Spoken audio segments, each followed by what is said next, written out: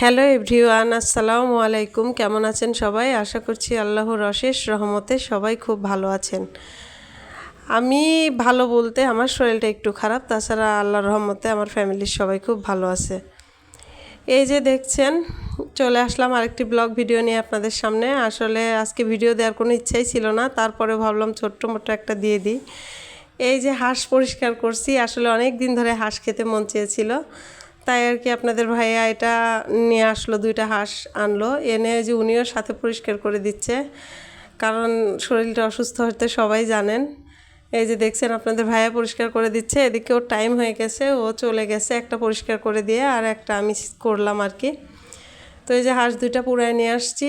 এখানে দেখছেন আমার এক খালা, উনি আমাকে মাঝে মধ্যে খুব সাহায্য করে, আমাদের ফ্ল্যাটেই থাকে দোতলাতে। খালা বলতে আসলে আমার এক স্টুডেন্টের দাদি হয়, তো উনি খুব সাহায্য করে মাঝে মধ্যে, মুরব্বী মানুষ যদিও, তবুও যতটুক করে এটুকুই আলহামদুলিল্লাহ। তো যাই হোক, হাঁস যে বেছে নিয়েছি, এখন এই যে কেটে নিব। তো হাঁস কাটতে কাটতে আপনাদের কাছে এ পর্যায়ে এসে একটা কথাই বলতে চাই। এই মুহূর্তে এসে যারা আমার ভিডিওটি ক্লিক করেছেন, যদি আমার ভিডিওটি প্লিজ একটি লাইক দিয়ে কন্টিনিউ করবেন, আর আমার ভিডিওর কোনো অংশ যদি আপনাদের ভালো লেগে যায়, অবশ্যই আমার চ্যানেলটি সাবস্ক্রাইব করে আমার পাশে থেকে যেতে পারেন। আর এ পর্যন্ত এই কাজটি যারা করে রেখেছেন, সেই সমস্ত আপুদের জানাই অসংখ্য অসংখ্য ধন্যবাদ, প্রাণ ঢালা অভিনন্দন। আপনারা সাহায্য করছেন বিধায় আমি হয়তো আগাতে পারছি সামনের দিকে। তো যাই হোক, আমার জন্য দোয়া করবেন এবং আমার পরিবারের জন্য দোয়া করবেন, যেন আমরা সুস্থ থাকতে পারি, আর আমাকে ভালোবেসে এভাবে সবসময় সাপোর্ট করবেন আপনারা, যেন আমি এগিয়ে যেতে পারি সামনের দিকে। তো আর কি, এই যে এখন আসলে প্রথম অবস্থায় আমি ভিডিওটা 7 থেকে 8 মিনিট করেছিলাম, দেখলাম আমার ভিডিওতে ভিউ হচ্ছিল না, তো এই জন্য ভিডিওটা একদম শর্ট হয়, 3 মিনিট, কোনো দিন 4 বা 5 মিনিট বা 6 মিনিটের উপরে আর ভাবছি আপাতত দিব না।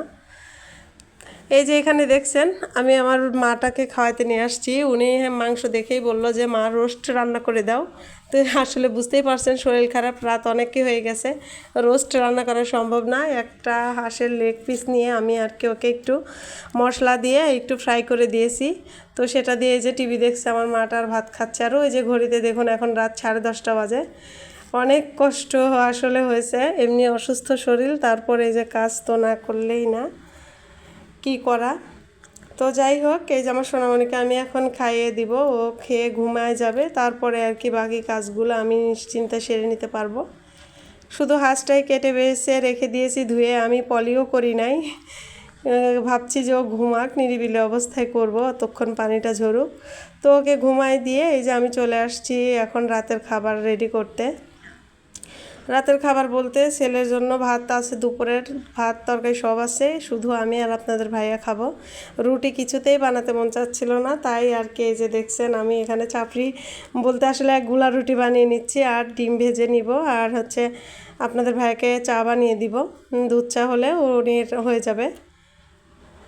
এই যে দেখছেন আমার কাজ। তো ভিডিওটি আর বড় করলাম না, প্লিজ আমার আপু ভাইরা যারা আমার ভিডিওটি দেখেছেন কেমন লাগলো অবশ্যই কমেন্টে বলে যাবেন, আর আমাকে বেশি বেশি সাপোর্ট করবেন, আমারও আমার পরিবারের জন্য দোয়া করবেন।